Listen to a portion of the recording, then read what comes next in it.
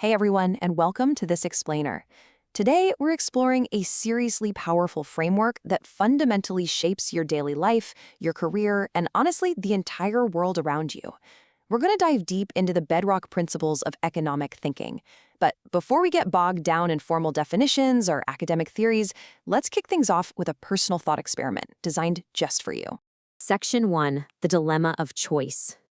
Okay, I want you to imagine I've just walked up to you and handed you exactly 100 rupees. No strings attached whatsoever. It's sitting right there in the palm of your hand, completely yours to use right now, ready to be deployed however you see fit.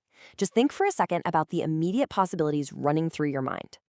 Now, with that specific 100 rupees, you've got options, right? You could buy a burger, stream a newly released movie, pick up a fascinating book, or, simply save the money for a rainy day.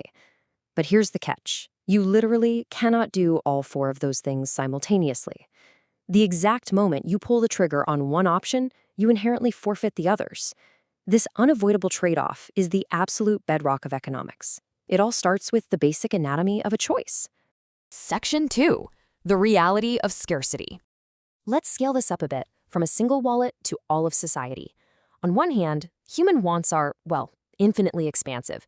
We're always going to desire better technology, larger homes, faster transportation, advanced healthcare, endless entertainment. The list goes on. But to actually fulfill those desires, we are bound by strict physical limits.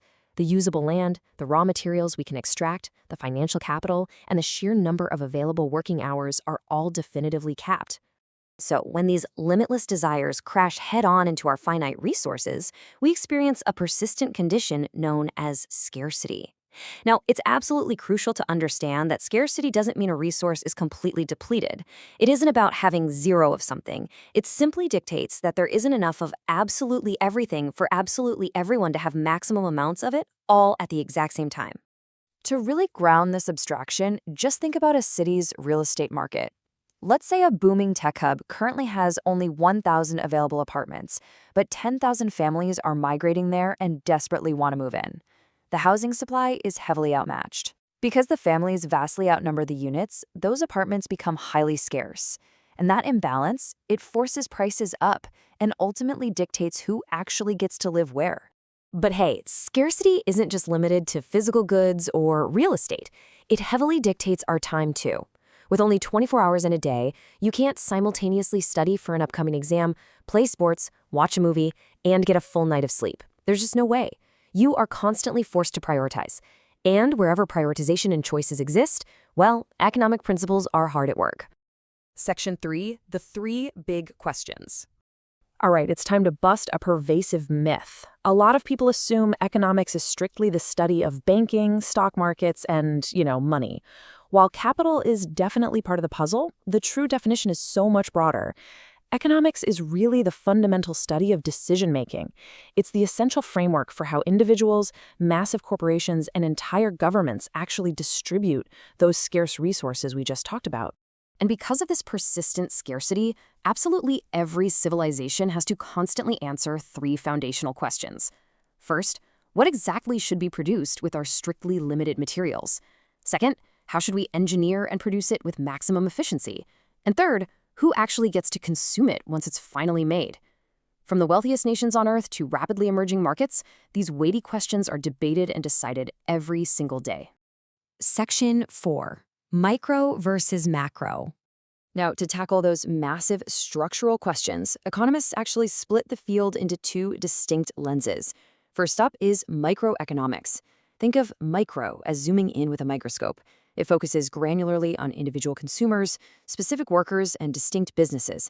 When we analyze why a local pizza shop suddenly raises its prices, or study how a single tech firm maneuvers to maximize its quarterly profit, we are firmly operating in a realm of microeconomics. The second branch, on the other hand, zooms all the way out. Macroeconomics abandons that single pizza shop to study the economy as one giant interconnected ecosystem. Here, we tackle sweeping national and global issues. Why is inflation steadily eroding purchasing power across an entire country? What triggers a sudden spike in national unemployment? These are the massive, overarching macroeconomic puzzles that literally dictate global policy. When you put them side by side, the distinction between these two branches becomes incredibly clear. Micro zeroes in on individual actors and specific prices, while macro assesses aggregate trends, like national inflation. Importantly, though, these branches aren't competing with each other. They're deeply complementary. You absolutely need both the granular individual details and that sweeping bird's eye view to truly diagnose the overall health of an economy. Section 5. The Science of Choice.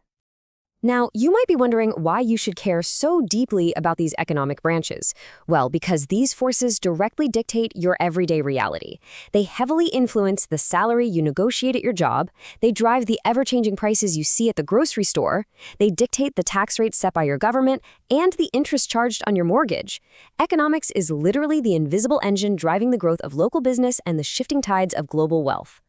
Which really brings us to the ultimate takeaway from today's explainer. When you strip away all the complex jargon, economics is simply the science of choice. Whenever strictly limited resources collide with our unlimited human wants, whether that's happening right now in your personal budget, inside a high-stakes corporate boardroom, or on the floor of a national legislature, hard decisions are mandatory. Understanding how and why those decisions are made is the true power of economics. So I'm going to leave you with a provocative question to chew on. How will scarcity and choice shape the very next decision you make? Because every single time you choose an action, you are paying a hidden price by giving up the next best alternative. It's a really powerful concept economists call opportunity cost. I want you to think deeply about the hidden costs of your own choices today. Thanks for joining me on this explainer, and keep questioning the science behind your decisions.